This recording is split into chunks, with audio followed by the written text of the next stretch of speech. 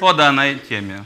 Как и все остальные чакры, она классная, супер полезная. Ее основные стремления — развлечение добра и зла и борьба со злом. Фактически, благодаря этим функциям, она одна из основных, которая определяет успех человека и его счастье, да, и достижение тех любых значимых результатов. Почему? Элементарная схема. Если человек оправдывает свои проблемы, он не хочет их обнаруживать и устранять, он обречен. И страдать, и быть неудачником, и слабаком. Без вариантов. Да, чтобы достигать каких-либо значимых результатов, человек должен убрать все внутренние преграды и все внешние преграды. Если он не готов сражаться, он себя обрекает всегда на страдания и на поражение. То желательно, чтобы четко отпечаталось сознание каждого человека. Развлечение добра и зла — это основной вопрос, на который человек должен ответить. Где Бог, где духовные законы, где зло? То, что тебя уничтожает. Не только тебя, но и все вокруг тебя, и все позитивное в этом мире. Если для человека эти вопросы отходят на второй план, для него Бог и духовные законы, душа и все остальное, духовные ценности, они тоже уходят на второй план. На третий, пятый или десятый. На первое место тогда выходит, что там? Эгоизм, какая-то идеология, или деньги, или неважно что. Но это то, что отключает его от высших сфер. Основной вопрос, что нужно Богу, что соответствует духовным законам, что будет вести тебя к вершинам силы, счастья, совершенства и успеха. И что тебя разрушает, и что тебе мешает. Если над этим становится что-то другое, это обрекает человека на различные неприятности. Желательно понять, что это основной вопрос, на который нужно ответить. Если есть четкий ответ и четкий выбор, тогда возможно культивировать то, что принесет тебе благо, и освобождаться от того, что принесет тебе боль и неудачу. Если человек на эти вопросы для себя четко не отвечает, он никуда не идет. Ему кажется, что он идет, но он никуда не идет, потому что он не ставит цель все лишнее обнаружить и уничтожить, все лучшее культивировать. Он просто не решает эту задачу, он занят.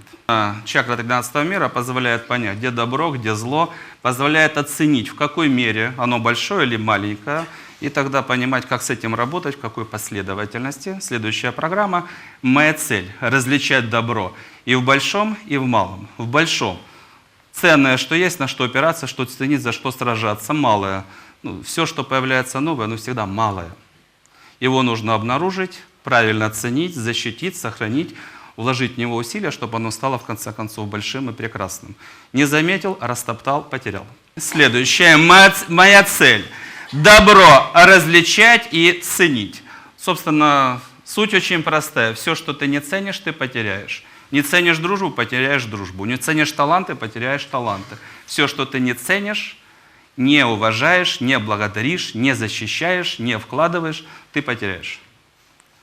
Да? Поэтому задача ценить и должным образом все позитивное, что является благом, защищать.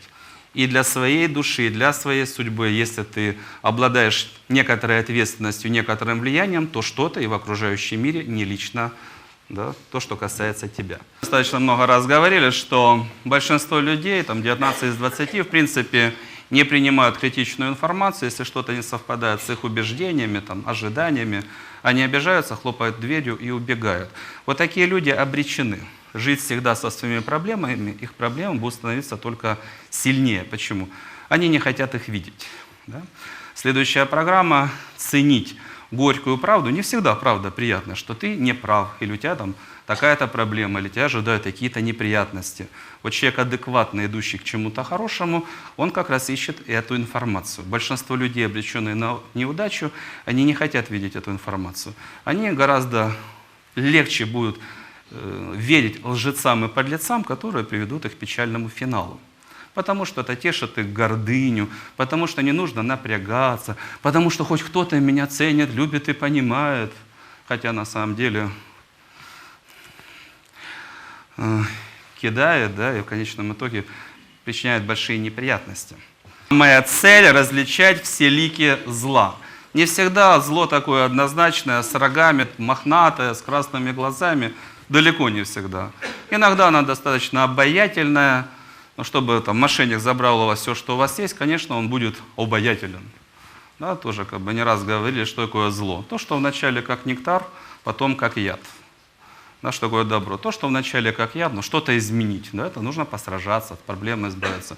Вначале как яд, а потом как нектар.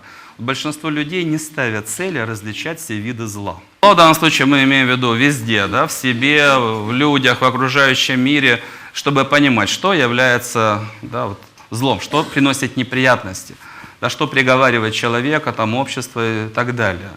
Да, в себе желательно, чтобы этот список был однозначен. Лень, неискренность, там, халтура и так далее, их очень же много. Гордыня, хитрость, подлость.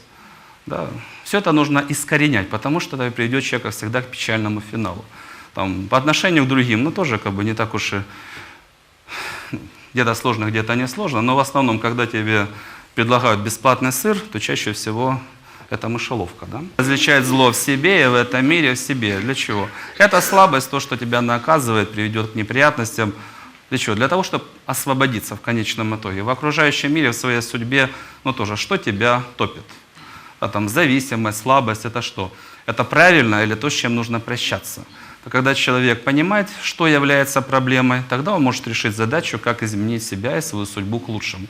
И если он не понимает, да, он хочет оправдать себя, он хочет слышать нежные слова вместо правды, он себя обрекает. А если ты сделал 3 шага, и все, у тебя одышка, ты уже не боец. Или неважно что, твои ресурсы быстро заканчиваются, ты не боец, ты не способен защищать или защищаться. Дальше моя цель – защита на всех уровнях.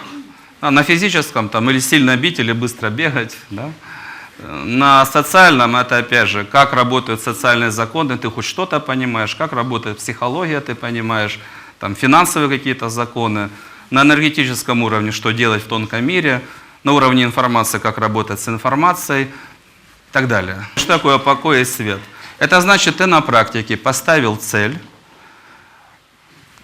победить зло в себе, и ты эту задачу решил. Если ты не культивируешь покой и свет, значит, ты не ставишь цели победить собственный негатив. Он у тебя там прыгает, что хочет, вытворяет, а у человека даже нет мотива, цели и усилий, чтобы что-то с этим сделать. Человек, который не культивирует покой и свет, он враг себе. Он отдал бразды правления собственным проблемам. И он не старается их победить. Он говорит, проблемы хотите, делайте из меня напряженного человека, психа, труса, хама. Я ничего не буду делать, чтобы этому препятствовать. Да? Вот еще разочек. Человек, который не культивирует покой и свет, он отдает правление своим проблемам, врагам. Да? А цель покой и свет – это значит победить зло в себе. И контролировать, да, чтобы не было с утра до вечера в тебе зла, чтобы победил свет. Позитивная энергия, позитивные подключения, позитивный посыл. Для твоей души это наслаждение, если у тебя в душе свет.